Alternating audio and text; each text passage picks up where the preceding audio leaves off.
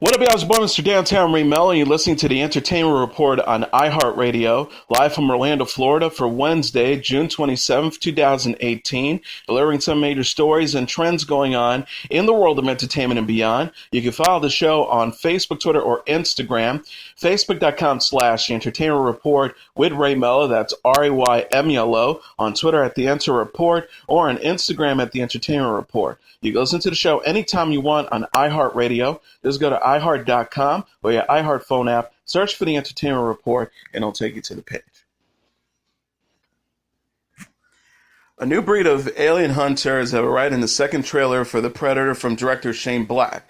The clip released Tuesday features star Sterling K. Brown from This Is Us explain to a science teacher played by Olivia Munn that on board a crashed spaceship is a new type of predator that has become stronger and more deadlier. The new threat is seen easily taking out an original predator as a group of ex-soldiers led by Boy Hook tried their best to fight back and survive against the most lethal hunters in the galaxy. The trailer says as Holbrook's team and other government personnel are seen being killed by a predator, the hunt has evolved. The Predator is the fourth installment in the sci-fi action series that began with 1987's Predator, starring Arnold Schwarzenegger. Black, who also starred in the original, co-wrote the script with Fred Decker. Jacob Tremblay, Thomas Jane, and Keegan-Michael Key are also set to star. The film is set to arrive in theaters September 14th after it was pushed back for release on August 3rd.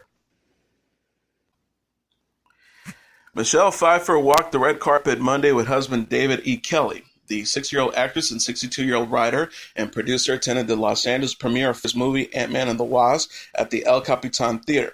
Pfeiffer turned heads in a sleeveless black jumpsuit with shimmering threads. The star was all smiles as she held hands and posed for photos with Kelley. Paul Rudd, Evangeline Lilly, Michael Douglas, Julie Greer, and Tip T.I. Harris were among the other stars in attendance. Pfeiffer plays Janet Van Dyne, the mother of Hope Van Dyne, played by Lilly, in the film, which opens July 6. The actress told E! News this month, "I've always been such a Paul Rudd fan, and the movie was really smart and really funny."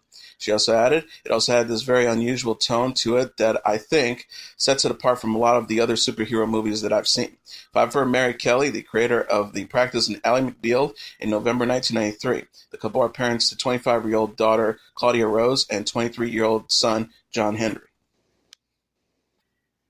Larissa Palmer is a witch who falls in love with the vampire played by Matthew Good in the first trailer for the upcoming television adaptation of A Discovery of Witches. Monday introduces viewers to a world where witches, vampires, and demons live in secret and how each group in search of a magical book. Palmer, who stars as witch Diane Bishop, has obtained the tomb and begins a relationship with Matthew Claremont, played by Good, who is also seeking the book. Things get more complicated for the couple as they fight to protect the tomb and deal with the Covenant, a governing body that is against interspecies relationships. The Discovery of Witches is based on the fantasy book series by Deborah Harkness, who is also an executive producer on the television adaptation. Kate Brooke wrote the screenplay and serves as a showrunner. Alex Kingston, Valerie Pettiford, Lindsay Duncan, Owen Teal, Edward Mobleman, and Daniel Riza also star in the television adaptation. Discovery of Witches, which airs this year on Sky One in the United Kingdom.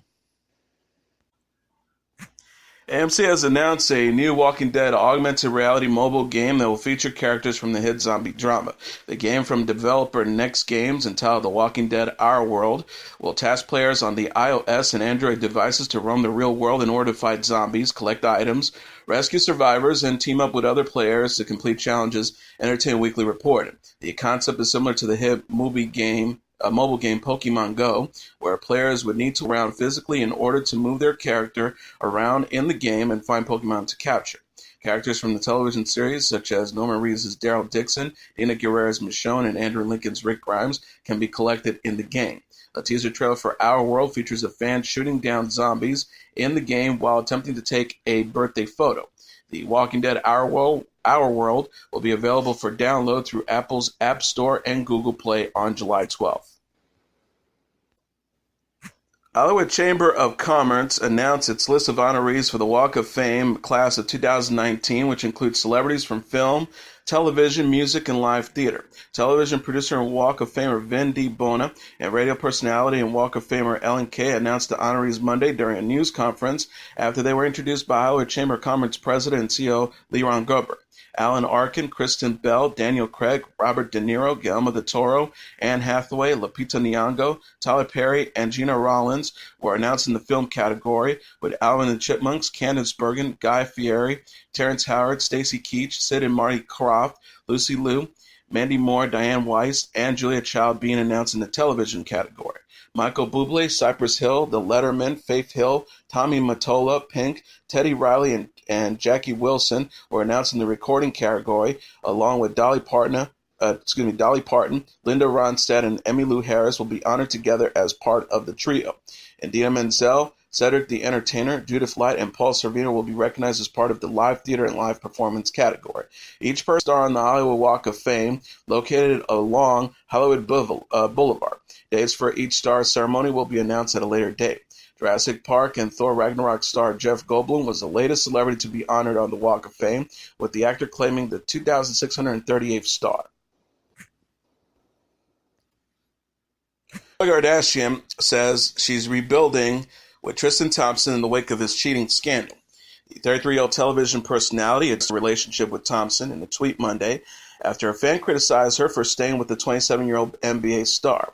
Kardashian wrote, "You have no knowledge of what goes on in our household or the enormous rebuilding this takes to even coexist." The fan called Kardashian a hypocrite for preaching, quote, about women knowing their self-worth and where to walk away, but not doing so with Thompson. Kardashian responded, "I'm proud of my strength. I appreciate your opinion, and I hope you hold that same opinion to everyone else who has stayed in situations." Kardashian gave birth to True, her daughter, with Thompson in April, following reports Thompson was unfaithful during her pregnancy. The couple have largely kept out of the spotlight since, but stepped out together for a friend's birthday this month. Kardashian and Thompson sparked engagement rumors following a dinner Sunday at Boa Steakhouse in West Hollywood, according to TMZ. Kardashian was spotted wearing a large diamond ring on her left hand. Keith Urban is celebrating 12 years of marriage with Nicole Kidman. 50-year-old country star dedicated a sweet post to the 51-year-old actress on their 12th wedding anniversary Monday. Urban shared a throwback photo with his 1.7 million Instagram followers. The picture shows Kidman dancing as Urban plays the piano. Urban captioned the post, 12 years of celestial, synergized soul dancing. Happy anniversary, baby girl. I love you so much. Kidman also marked the occasion with the video on her own account. She wrote, "Remembering 12 years ago today at a church in Manly, Australia. Still feels like it was yesterday. I'm a lucky woman. Happy birthday, baby." Or happy anniversary, baby. Urban serenaded Kidman during a concert last week in honor of the actress's 51st birthday. Kidman shared a video of the cute moment on Instagram. She wrote, "What a gift. My husband and everyone at Official USA, Oakshire, Wisconsin, singing me. Happy birthday." Kidman are parents to two daughters, 9-year-old Sunday and 7-year-old Faith with Urban, and to 25-year-old Isabella and 23-year-old son Connor with ex-husband Bruce. Julia Louis-Dreyfus is celebrating her 31,000 years of marriage with Rad Hall. The 57-year-old actress and comedian joked about her longtime relationship with Hall on their 31st wedding anniversary Monday. Louis-Dreyfus shared a cute throwback photo with her 1 million Instagram followers. The picture shows Louis-Dreyfus and Hall, an actor known for his work on Saturday Night Live, enjoying a sunny day on a boat. Louis-Dreyfus captioned the post, 31,000 years ago today, I married my current boyfriend. Louis-Dreyfus and Hall met as students at Northwestern University. The couples are parents to two sons, 25-year-old Henry and 21-year-old Charlie. Louis-Dreyfus said on Jimmy Kimmel Live in April 2017, "I've got two children, and all my life I've gone to every game, every concert, everything they ever did." Louis-Dreyfus was diagnosed with breast cancer in September. The actress completed chemotherapy in January and said the next month she was having great results after surgery. She wrote on Instagram, "Hooray, great doctors, great results, feeling happy and ready to rock after surgery." Pete Davidson is celebrating fiancée Ariana Grande's 25th birthday. The 24-year-old actor and comedian dedicated sweet post to Grande on Instagram before joining the singer at her early birthday party Monday. Davidson shared a throwback photo of himself giving Grande a piggyback ride backstage. He called Grande his favorite person in the caption. The actor, happy birthday to the most precious angel on earth. You're my favorite person that ever existed. I love you, SM. Davidson followed up with an Instagram photo of himself with Grande. He captioned the post, one more for the queen. Grande spent Monday evening with Davidson, brother Frankie Grande, and other family members and friends at the Mandarin Oriental Hotel, New York, according to E! News. Frankie wished his sister a happy birthday in a post Tuesday. The 35-year-old television personality wrote, I remember seeing her for the first time and promising that I would love her every day for the rest of my life. It's been 25 years to the day, and that promise has held true. He also added, Ariana, you're my best friend, biggest supporter, and greatest little sister a big brother could ever ask for. Thank you for being you, and happy birthday. Can't wait for the next 25 years and many more. Davidson confirmed his engagement to Grande in an interview with The Tonight Show star Jimmy Fallon last week. The couple were first linked in May following Grande's split from Mac Miller. The Kinks frontman Ray Davies has said in a new interview that the band is getting back together and is working on a new album. Davies made the comment Monday during an interview with Channel 4 where he received a phone call from Kinks drummer Mick Avery during the middle of a conversation. Davies then confirmed that they were meeting up and was working on a new album inspired by the Rolling Stones.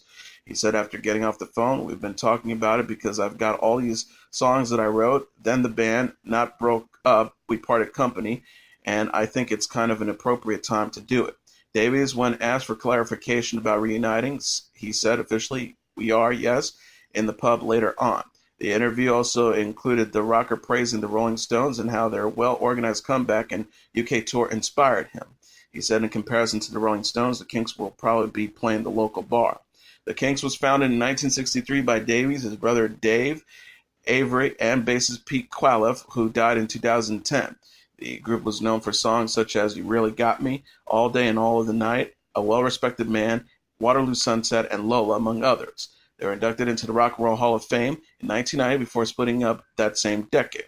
Davies said in the interview, the trouble is the two remaining members, my brother Dave and Mick, never got along very well, but I've made that work in the studio, and it's fired me up to make them play harder with fire. Davies is set to release a new album on Our Country, Americana 2, on Friday, his second collaboration with the Jayhawks. Barry Gibb, the frontman of the legendary disco group the Bee Gees, was knighted by Prince Charles at Buckingham Palace. The ceremony took place Tuesday with the singer receiving the honors for his service to music and charity. Gibb attended the event with his wife Linda and children Michael, Alexandra, and Ashley. Gibb is the last surviving member of the Bee Gees, which also include his brother Maurice and Robin. The band, which has sold 120 million albums worldwide, is best known for songs such as Staying Alive, Night Fever, and Tragedy. Gibbs said after being knighted, if it was not for my brothers, I would not be here. He would go on to call receiving the honor surreal. He continued, it is a high award that your culture can give you, and that is something I'm enormously proud of. And now let's take a look at what happened on this day in entertainment. On this day tonight, Elvis Presley tapes his famous TV comeback special. There was quite a bit more than just 12 years and a few extra pounds separating the Elvis Presley of 1968 from the Elvis that set the world on fire in 1956. With the nearly decade-long forgettable movies and inconsistent recordings behind him, Elvis had drifted so far from his glorious youthful incarnation that he turned himself into a historical artifact without any help from the Beatles, Bob Dylan, or the Stones. And then something amazing happened. A television special for NBC that Elvis's manager, Colonel Tom Parker, envisioned as an Andy Williams-like sequence of Christmas Carol performances instead became a thrilling turning point in Elvis's legendary career. Elvis began taping his legendary comeback special on this date in 1968. Much of the credit of the comeback special goes to the young director NBC turned to on the project. Only 26 years old, but a strong background in televised music, Steve Binder had the skills and creativity to put together a more interesting program than the one originally planned. But he also had the youthful confidence to tell Elvis that a successful show was an absolute necessity if he wanted to regain his relevance. Binder recalled in an interview almost 4 decades later, basically I told him I thought his career was in the toilet. From the beginning, Elvis embraced almost every suggestion Bender made, including what turned out to be the best one, which came after Bender watched Elvis jamming with his friends and fellow musicians in his dressing room one night after rehearsal.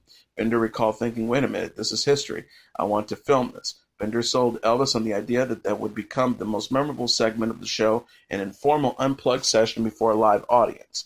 Elvis went to Hawaii with his wife Priscilla and their infant daughter Lisa Marie in the weeks leading up to the taping, and when he returned, he was tan, rested, and thinner than he'd been at any time since leaving the Army. Writer Pete Garanick of Careless Love, The Unmaking of Elvis Presley, said he was totally keyed up now, on edge in a way he had rarely been since abandoning live performance a decade before. He also added his professionalism continued to be noted by the entire crew, but there was something else now too. For the first time in a long time, he didn't bother to hide the fact that he really cared. When Elvis took the stage on the night in 1968 to record the jam session portion of the comeback special, he did so only after Bender talked him out of a last-minute case of stage fright. After a nervous start, Elvis Presley gave the legendary performance that would reinvigorate his fledgling career. And as your entertainment report for Wednesday, June 27th, 2018, I'm your host, Mr. Downtown Ray Melo. I'll be back tomorrow to deliver some major stories and trends going on in the world of entertainment and beyond. You can follow the show on Facebook, Twitter, or Instagram. Facebook.com/The Entertainment Report with Ray Melo. That's RAYMELO. On Twitter at The Enter Report, or on Instagram at The Entertainment Report. You can listen to this episode or any previous episodes of The Entertainment Report anytime you want on iHeartRadio. Just go to iHeart.com or your iHeart phone app, search for The Entertainment Report, and it'll take you to the page. Good night, and God bless you all.